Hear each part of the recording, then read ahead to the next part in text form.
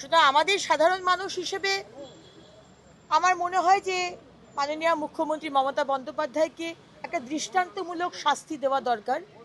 FIR এবং দরকার হলে একটা শাস্তি, অ্যারেস্ট করা হোক, যাতে আগামী প্রজন্ম এইটা থেকে একটা শিক্ষা পায় যে তুমি মুখ্যমন্ত্রী মানে তুমি যে কোনো জায়গায় ঢুকে সেখানে রেড বন্ধ করে দেবে, ফাইল নিয়ে চলে আসবে, সেটা কিন্তু সম্ভব না।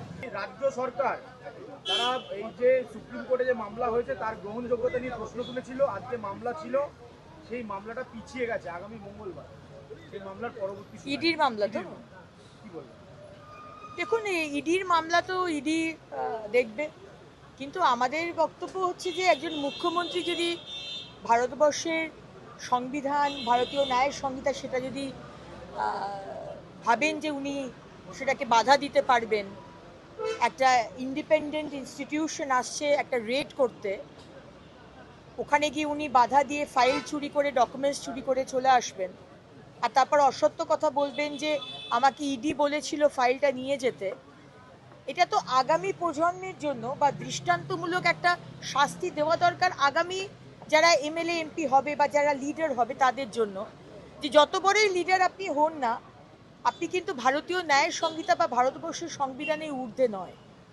সুতরাং আমাদের সাধারণ মানুষ হিসেবে আমার মনে হয় যে মাননীয় মুখ্যমন্ত্রী মমতা বন্দ্যোপাধ্যায়কে একটা দৃষ্টান্তমূলক শাস্তি দেওয়া দরকার। এফআইআর এবং দরকার হলে একটা শাস্তি, অ্যারেস্ট করা হোক, যাতে আগামী প্রজন্ম এইটা থেকে একটা শিক্ষা পায় যে তুমি মুখ্যমন্ত্রী মানে তুমি যে কোনো জায়গায় ঢুকে সেখানে রেড বন্ধ করে দেবে, ফাইল নিয়ে চলে আসবে, সেটা কিন্তু সম্ভব না। ইডির মামলা যখন পিছিয়ে যাচ্ছে তখন পশ্চিমবঙ্গে আজ দুর্গাপুরে বুদবুদ থানার ওসি মনোরঞ্জন মণ্ডলের বাড়িতে ইডি, এছাড়া বিভিন্ন জায়গায় ইডির লাগাতার তল্লাশি চালাচ্ছে। এই কয়লা কেলেঙ্কারি, কয়লা মামলা ইডি তল্লাশি চলে। এরকম একটা ওসি প্রশাসনের মাধ্যমেই দুর্নীতির টাকা লেনদেন হয় বলে মনে হয়। এটা তো খুব স্পষ্ট, খুব ক্লিয়ার, জলের মতো স্বচ্ছ। কারণ আজকে যেভাবে দুর্নীতি ছড়িয়েছে, এটা তো একটা one of a kind incident নয়। আজকে যে ধরনের চুরি করেছে তৃণমূল, শিক্ষাতে বলুন, স্বাস্থ্যতে বলুন, চাকরি বিষয়ে বলুন, সব জায়গাতে, সেখানে পুলিশ এবং প্রশাসন all are hand in gloves. এটা ইনস্টিটিউশনালাইজ হয়েছে, ওপর থেকে নিচ অবধি সবাই ভাগ করে নিয়েছে টাকা। সুতরাং থানার ওসিও যে টাকা নিয়েছে সেটা তো অবাক হওয়ার কিছু নেই, দে আর কমপ্লিটলি ইনভলভ। কিন্তু ওসির থেকেও হয়তো আরও বড় কেউ তার মাথার উপর আছে, তো এখন ওসিকে ইমপ্লিকেট করা হচ্ছে, কিন্তু এভরিবডি ইজ ইনভলভ। এক দুজন ছাড়া মানে আপনি তৃণমূল মানেই হচ্ছে চোর, যে কথাটা আমরা বলি, এভরিবডি ইজ ইনভলভ। মুখ্যমন্ত্রী দিল্লি ছুটে যাওয়া এসআইআর নিয়ে কি মনে হচ্ছে? মুখ্যমন্ত্রী কি নিজেই চাইছেন যে সঠিক সময় ভোট না হোক, রাষ্ট্রপতি শাসন হোক, সিম্প্যাথি নিয়ে পশ্চিমবাংলা ফের একটা বৈতরণী পার করা যাবে? দেখুন, আমরা তো সেটা বলতে পারবো না।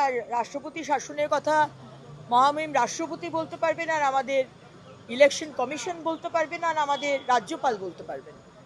যদি সময় মতো যদি এসআইআর না কমপ্লিট হয়, আর 5ই মে রাত্রির 12টার মধ্যে যদি নতুন সরকার না গঠন হয়, তাহলে রাষ্ট্রপতি শাসনের দিকেই এগোবে।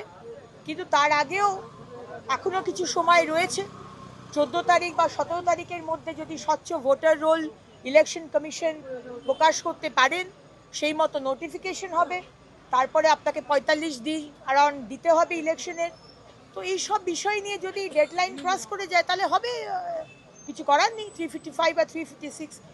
কিন্তু মমতা ব্যানার্জি যদি ভেবে থাকেন যে আমি এসআইআর কিছুতেই করতে দেব না কারণ আমার ভোট ব্যাংক কাটা যাচ্ছে বলে, তো সেটা তো হবে না। কারণ এসআইআর এর আগেও হয়েছে এবং আমরা সবাই জানি যে পশ্চিমবঙ্গে এসআইআর এর ভীষণভাবে দরকার।